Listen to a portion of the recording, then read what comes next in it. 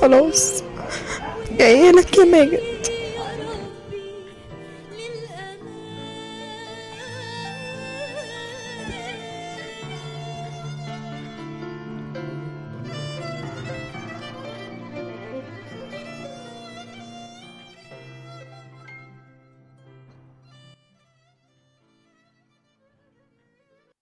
الحمد لله على السلامة يا غالية.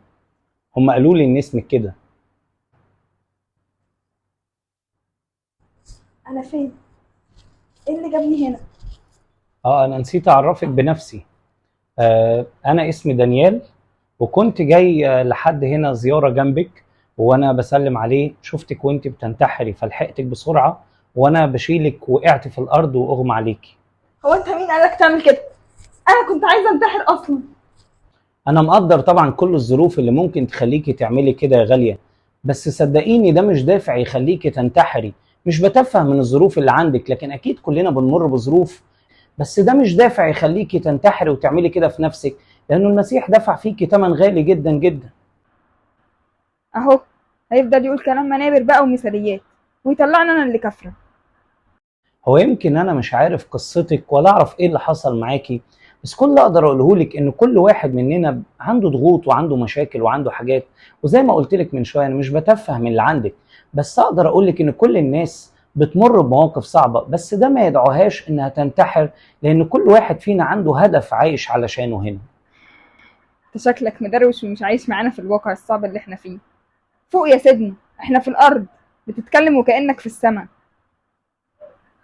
الهدف كمان اللي بكلمك عنه ده مش بس انه انت عندك رسالة وشوية حاجات بتعمليها، لا ده الكتاب بيقول في الكتاب المقدس آية جميلة قوي انه خلقنا عشان نكون شبهه ونكون صورته. فتخيل ربنا خلقنا عشان نكون شبهه ونكون صورته قدام كل الناس، ده شرف وامتياز عظيم جدا. مش عارف ازاي قدام كل الشرف ده تقرري انك تنهي حياتك. صحيح، ما كدبش اللي قال اللي ايده في الميه مش زي اللي ايده في النار. تعرف ايه انت عن الوجع اللي انا حاساه؟ طبعا تلاقيك بتنام على ريش نعام وصحتك زي الفل، وعندك بيت وعيله، بس فرحين بس تيجوا على الغلابه اللي زيي وتوعظوهم. شكلك تعبانة ومش قادرة، مش عايز ارهقك كتير في الكلام، لكن ممكن اقوم اجيب لك حاجة. وقبل ما اجيب لك الحاجة دي نفسي اسيب لك كمان حاجة حلوة قوي، يمكن تكون بالنسبة لك مش عارف حلوة ولا لا، لكن بالنسبة لي انا ده اغلى حاجة في حياتي، لان دي كلمة الله عايز اسيبها لك، وانا واثق كويس جدا انه اكيد ربنا هيكلمك فيها النهاردة. عارفك مش قادر ترتاح، شايف قلبك كله جراح. عارفك مش قادر ترتاح، شايف قلبك كله جراح. عمرك في طريق مظلم راح، تعال يسوع عنده الأفراح. تعال يا يسوع انا كل الابواب والسكك اتقفلت في وشي، عرفني اعمل ايه؟ وازاي دانيال بالاعاقه الكبيره اللي عنده دي بيتعزي كده؟ لا، ده كمان عارف يعزي المجروحين. ده مش شغل بشر ابدا، ده شغلك انت. من فضلك يا يسوع عرفني اعمل ايه، انا فعلا محتاجالك. عرفني عن طريق كتابك.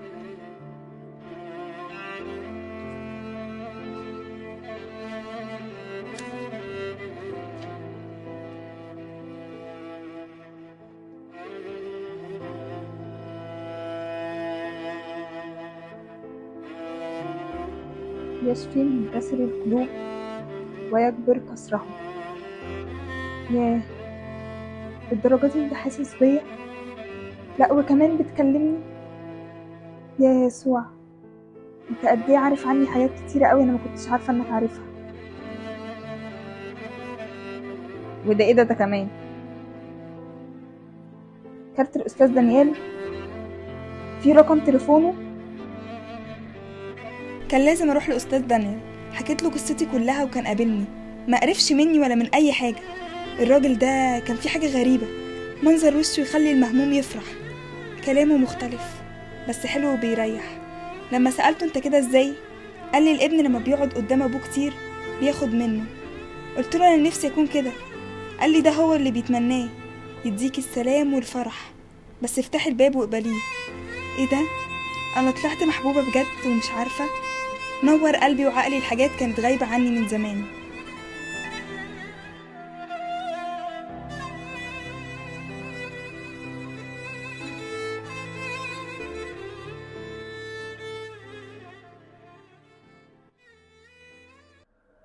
من صدق خبرنا ولمن استعلنت ذراع الرب، نبت قدامه كفرخ وكعرق من أرض يابسة، لا صورة له ولا جمال فننظر إليه ولا منظر فنشتهيه، محتقرا ومذلولا من الناس، رجل أوجاع ومختبر الحزن، وكمستر عنه وجهنا،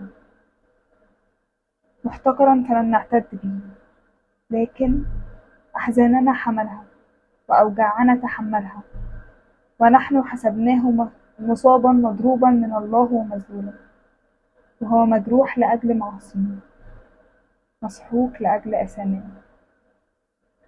يا رب، انت طلعت بتحبني قوي كده. انا مصدقه انك هتشفيني. حبيبتي غالية، وحشتيني، طولتي عليا، بس عارفة السما فرحانة جدا برجوعك. رب يسوع، انا مش مصدقه انك تجيلي. انا مستاهلش ابقى في تفكيرك اصلا. ازاي بس؟ ازاي وانت بنتي الغالية من اول يوم وامك لسه حامل فيكي وانا معاكي؟ انا اللي منعت تأثير الدواء عنك. تفتكري انك موجودة علشان اي سبب تاني غير ارادتي ومشيئتي؟ ومن ساعتها وانا كنت جنبك في كل خطوة في حياتك، على طول حاسس بيكي. بس يا خسارة، انت اللي كنت رافضة تشوفيني. قعدت كتير تدوري على الراحة والأمان برايا، وأنا شايفك حزينة. واللي منعني أتدخل مبدئي اللي لا يمكن أكسره، إني بحترم إرادتك. انتي ما طلبتيش مني التدخل، لكن من محبتي ليكي كنت بحاول أوجه عينك عليا بإني يمكن أضيق، يمكن آخد شوية الحاجات اللي العالم نجح يخليكي تتعلقي بيها وتفتكري فيها بالكذب إنه فيها راحة وأمان. أيوة أنا سمحت إنك تتعبي وتعبي على تعبك في الأرض، بس صدقيني لأني كنت مشتاق عينك تتعلق بيا. ده انت اسمك غالية. ازاي بس؟ ده انت تمنك غالي فوق ما تتصوري. ده انا دفعت فيكي دمي وحياتي على الأرض كلها، أغلى حاجة عندي. دم الغير محدود بقى يساوي قيمتك. يعني انت قيمتك من غير حدود. ترجعي تاني تحس انك قليلة، انك صغيرة؟ يا غالية، ده انت بنتي. بس صدقي انك بنتي، وانت هتشوفي هعمل بيك العجب.